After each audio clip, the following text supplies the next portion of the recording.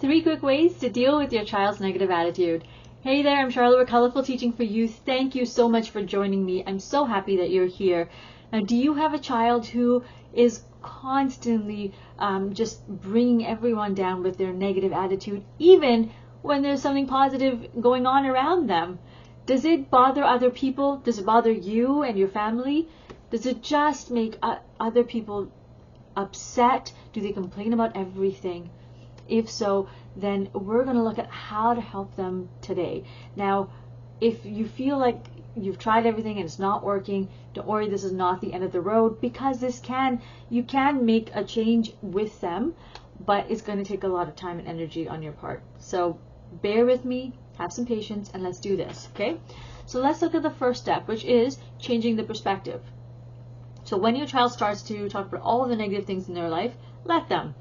Give them the space to do it, okay? I know it sounds counterintuitive, but you need to let them just get it out of their system before you actually start to move on to this step, which is looking at, now, how do we take all this negativity and look at the positive in our life? There are positive things. So maybe you're miserable today. You woke up on the wrong side of the bed, but hey, you're awake.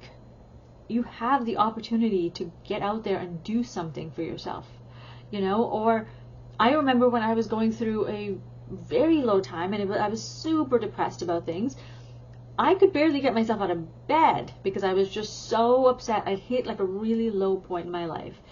And I just remember thinking one day, okay, I'm going to get out of my bed today and all I'm going to do is brush my teeth. I know it sounds really lame, but that's one thing I did. And it started to help bring me out of this negative space because I could brush my teeth. I could do things around the house. I could do chores. I could go out and see a friend. It started to help me, bring some light into my life. And you just need to look at what's good in my life today. Wait, I have friends. Wait, I've got, a nice shirt today. Whatever it is, it just has to be the smallest things. But once we start to change the perspective, that's when we start to see more of the good around us. Now, one of the things I'm talking about here is gratitude. And so if you want to look more in depth about the concept of gratitude, I've written an article about that. Obviously, it's free. So click the link where it says full episode, go to step number 1, which says changing perspective, and it's going to look at how we can teach our kids about gratitude, because this is super important in helping change our child's perspective from just always being in the negative space to moving into a positive space. And this, of course, will take a lot of time. Well, it's going to happen over time, but it doesn't need to take a lot of time of your day. It could just take 5-10 minutes in your day, and then you'll see that change over a period of time. Okay. The second one is understanding emotions. So we want to help our child look at their negative emotion. Yes, I have this negative emotion. It's okay. Now let's assess this, because at first it's going to seem like a chore, but in time they're going to start doing this automatically in their mind, and it's going to become self-intuitive. So let's look at a couple of questions that we can teach our children to ask themselves. So the first step is, we're feeling these big emotions. It's okay to feel them. Okay. The second step is figuring out what's causing this emotion. Why do we suddenly feel this way? Okay.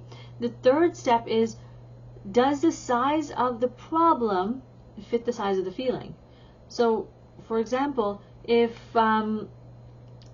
let's say I lost the cap to my highlighter, and I start to scream at everyone because life sucks. Does life really suck because I lost the cap to my highlighter? Right? So does having such a massive emotion over something this small, do they match? That's what we're looking at. Then the fourth step is focus on regulating the emotions. So, okay, we have these big emotions. I get it. How do we calm down from that really quickly so we're not stuck in this negative headspace?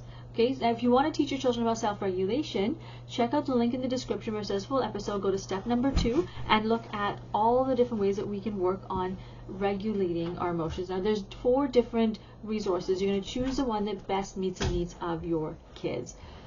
And the third step is set clear boundaries. So I want you to be able to teach your child, okay, we have a problem, we've got these emotions, now what do we do about them? And when we exhibit them in different places. For example, can I have a full-on meltdown when I'm at a party for family or friends? Can I, or if we're having a family dinner, can I scream at people, right? And tell them about all the negative things, because we're here to just be together and have some positive space together. Is it okay for me to be a Debbie Downer and bring everyone down with me? No. If I do this, like if I bring negative energy into this space and it's not warranted, what are the consequences of my actions? Discuss this ahead of time. Agree on it ahead of time. Don't just say, but I'm not asking you to be the dictator of the consequence, but I want you to agree on it together, and then remind your child of the consequence before they get there. And also, more importantly, even if you don't bother with reminding about the consequences, remind them how to self-regulate before they get there. I feel this big emotion. What do I do to help myself right now before it gets even worse? Okay? So we've now looked at how to help your child, or why it's important to help your child with their big emotions or negative attitude, and how do we help them with 3 steps. Number 1 is changing the perspective. Number 2 is understanding the emotions. And number 3 is set clear boundaries. If you have any questions in the meantime, thank you so much for joining me. Please feel free to send me a message. I'd look forward to hearing from you. Remember to create, experience, and teach from the heart. Take care, my friends.